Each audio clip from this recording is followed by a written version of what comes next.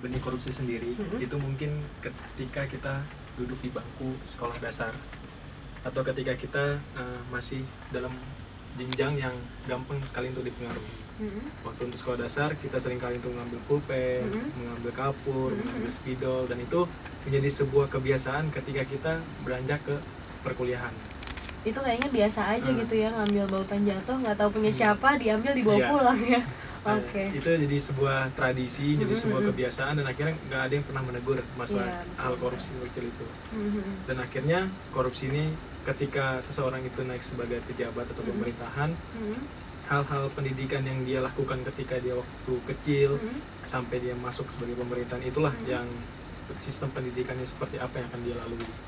Nah, untuk korupsi sendiri yang ada di Indonesia kita saat ini, itu sudah menjadi sebuah budaya atau sudah menjadi sebuah tren terbesar lah di negeri kita ini, bahwa korupsi itu sudah menjadi mendarah daging, korupsi sudah menyebar luas ke negara kita. Tapi rasa optimis, rasa kepercayaan kita terhadap dari Simak Setiami dan dari masyarakat Indonesia, bahwasanya walaupun ada harapan kecil Indonesia bebas dari korupsi, pasti itu akan terwujud dengan pemuda-pemuda Indonesia akan bergerak nanti. Wah, pasti ya, pasti luar biasa nih kalau misalnya emang mulai dari generasi muda kita udah mau belajar soal pendidikan anti korupsi ini ya, dan kita akan menciptakan generasi bangsa nanti yang bebas dari korupsi. Kita doakan bersama-sama pastinya ya.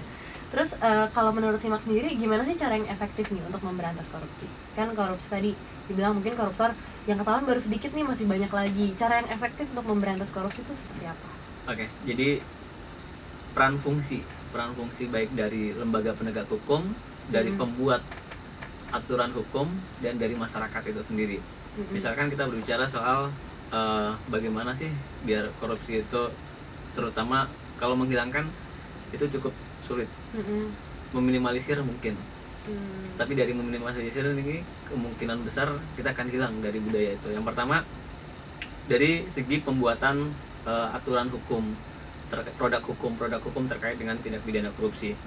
Berarti hukumannya harus lebih tinggi, misalkan hukuman untuk koruptor harus lebih tinggi. Kemudian yang membuat aturan itu juga memastikan dirinya bahwa dia tidak terlibat dalam korupsi nantinya, sehingga aturan yang akan dibuat itu betul-betul aturan yang bisa diterapkan untuk seluruh lapisan masyarakat yang terlibat korupsi. Yang kedua adalah dari penegakan hukum itu sendiri.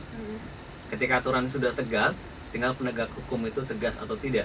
Ketika penegak hukum itu tegas, berani, dan dia juga tadi memastikan dirinya untuk tidak terlibat dalam tindak pidana korupsi, itu berarti bisa, penegakan hukum itu bisa tidak hanya tajam ke bawah, tapi juga bisa tajam ke atas. Berikutnya adalah dari masyarakat sendiri.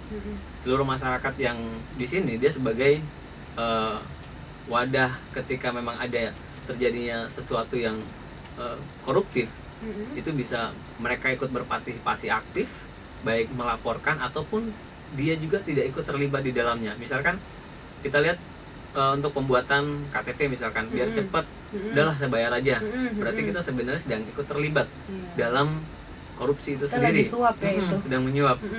Jadi partisipasi masyarakat seluruhnya, kita tidak ikut terlibat. Jadi ketika dia minta pun kita tidak bakalan kasih. Ketika semua masyarakat sama seperti itu, berarti kita sedang mencoba untuk mewujudkan bersama Indonesia bersih. Itu langsung misalkan kita berbicara soal lalu lintas. Kalau lampu merah saja kita berani terjang, berarti aturan lain itu berani kita tabrak. Dari lalu lintas itu sudah bisa kelihatan. Makanya kita harus berpikir dua sisi juga. Ketika kita kebanyakan kalau di jalan raya itu yang paling aktif adalah pelanggar yang kemudian dia melakukan penyuapan terhadap oknum polisi, misalkan jarang, kalau mungkin oknum polisi sangat sedikit mungkin yang dia meminta. Tapi kebanyakan yang paling aktif adalah dari pelanggar itu sendiri, daripada nanti dari di sidang lah sebagainya, waktunya tersita dan sebagainya, sehingga dia menawarkan diri kadang seperti itu. Jadi masyarakat juga itu memiliki peran aktif sebenarnya dalam mencegah ataupun dia ikut mensupport dalam korupsi itu. Jadi ketika aturannya sudah tegas, penegakan hukum tegas, masyarakat pun harus tegas untuk tidak terlibat dalam itu. Betul. Kalau dari Simak sendiri pernah lakukan sosialisasi ke masyarakat juga nggak sih soal hal-hal seperti ini? Ya, biasanya kita tetap bikin. Makanya ada beberapa kegiatan yang sifatnya tidak hanya melibatkan teman-teman mahasiswa, tapi juga pelajar misalkan yang kemarin kita baru dirikan. Itu spesialisasi pelajar anti korupsi.